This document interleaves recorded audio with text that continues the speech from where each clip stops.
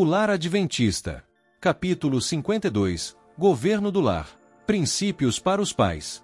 Muitos no mundo têm as afeições postas em coisas que podem ser boas em si, mas a mente fica satisfeita com essas coisas e não busca os bens mais altos e melhores que Cristo deseja dar-lhes. Ora, não devemos procurar privá-los brutalmente do que eles apreciam. Mostrai-lhes a beleza e preciosidade da verdade. Levai-os a contemplar a Cristo e sua amabilidade, então se afastarão de tudo que desviam dele suas afeições. Este é o princípio sobre o qual os pais devem trabalhar na educação de seus filhos. Por vossa maneira de tratar com os pequenos podeis pela graça de Cristo modelar-lhes o caráter para a vida eterna. Pais e mães devem tornar a preocupação de sua vida que seus filhos possam tornar-se tão perfeitos no caráter quanto o permita o esforço humano combinado com o auxílio divino. Esta obra, com toda a sua importância e responsabilidade, eles aceitaram, desde que trouxeram filhos ao mundo. Regras para governo do lar. Todo lar cristão deve ter regras, e os pais devem, em suas palavras e comportamento de um para com o outro, dar aos filhos uma vida de precioso exemplo do que desejam que eles sejam. Ensinem às crianças e jovens o respeito a si mesmos, a lealdade a Deus e fidelidade ao princípio. Ensinem-nos a respeitar e obedecer à lei de Deus. Então esses princípios lhes controlarão a vida e serão postos em prática em sua associação com outros. Princípios bíblicos a serem seguidos. A necessidade de constante vigilância para que os princípios que jazem no fundamento do governo da família não sejam desrespeitados. É desígnio do Senhor que as famílias na terra sejam símbolo da família no céu.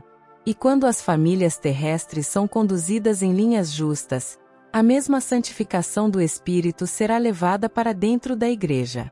Devem os pais ser eles mesmos convertidos e saber o que é estar em submissão à vontade de Deus, como criancinhas, levando cativos os pensamentos à vontade de Jesus Cristo, antes que possam representar corretamente o governo que Deus deseja exista na família. O próprio Deus estabeleceu as relações familiares. Sua palavra é a única orientação segura no trato com as crianças. A filosofia humana não descobriu mais do que Deus sabe nem inventou um plano mais sábio de tratar com crianças do que o que é dado por nosso Senhor. Quem pode melhor compreender todas as necessidades das crianças do que o seu Criador? Quem pode sentir mais profundo interesse em seu bem-estar do que aquele que as comprou com o seu sangue? Se a palavra de Deus fosse cuidadosamente estudada e fielmente obedecida, haveria menos angústia de alma por conduta perversa de filhos ímpios. Respeito aos direitos das crianças. Lembrai-vos de que as crianças têm direitos que devem ser respeitados. Os filhos têm reivindicações que os pais devem reconhecer e respeitar.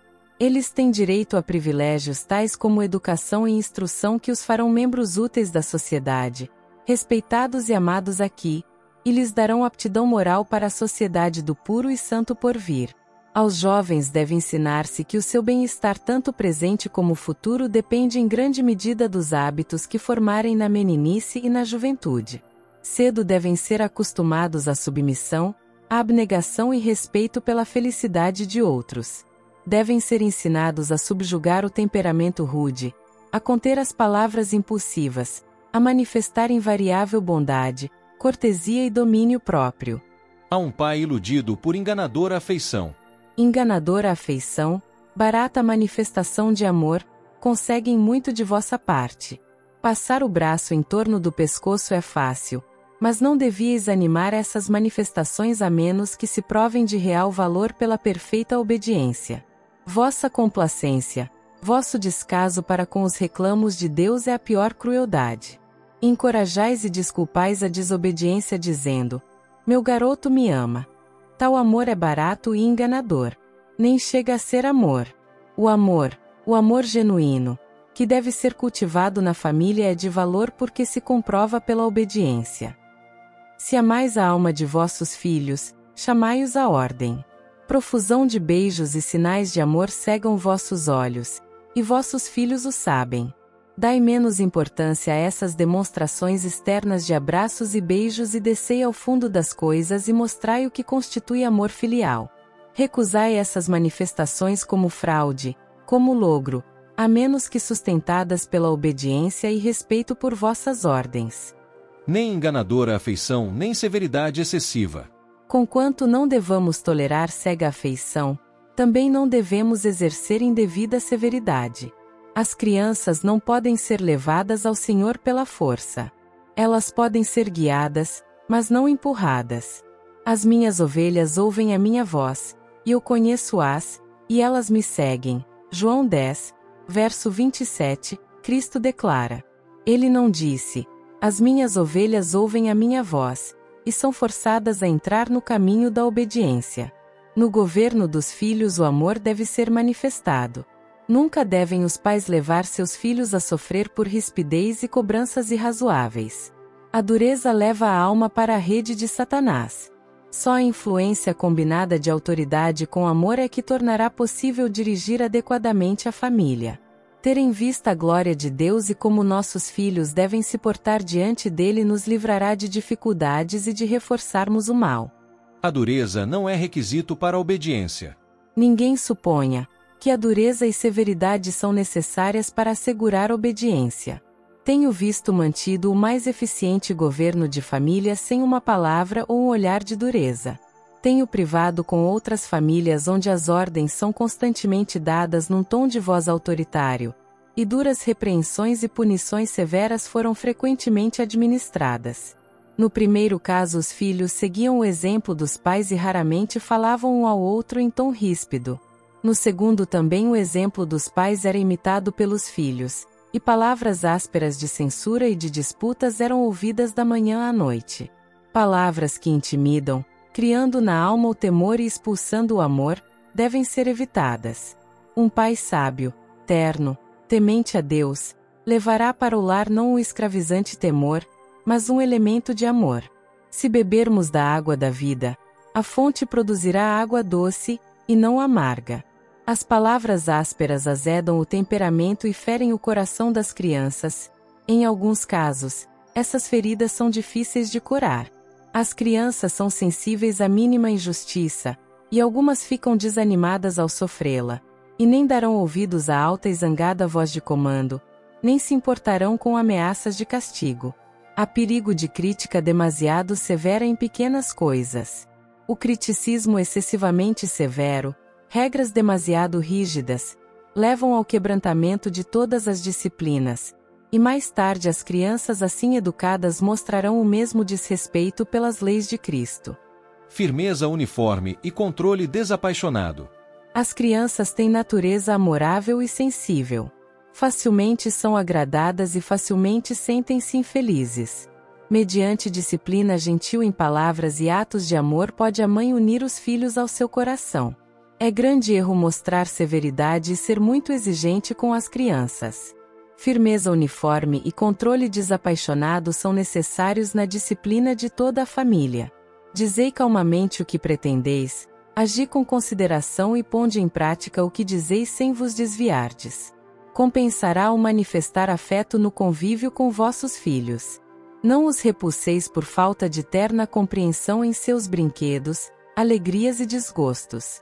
Nunca deixeis que haja sobrancelhas carregadas em vossa fronte, ou que uma palavra áspera vos escape dos lábios. Deus escreve todas essas palavras em seu livro de memórias. Regras e regulamentos não bastam. Queridos irmãos, como igreja haveis desastradamente negligenciado vosso dever para com as crianças e jovens. Conquanto regras e restrições sejam postas sobre eles, deve tomar-se grande cuidado para mostrar-lhes o lado cristão de vosso caráter, e não o satânico. As crianças necessitam constante vigilância e terno amor. Ligai-as ao vosso coração, mantendo diante delas tanto o amor como o temor de Deus. Pais e mães não controlam o próprio espírito e, portanto, não estão em condições de governar a outros. Restringir e advertir vossos filhos não é tudo o que se requer. Tendes de aprender a praticar a justiça, a amar a misericórdia e andar humildemente com vosso Deus. Conselho à mãe de uma criança obstinada. Vossa filha não é propriedade vossa.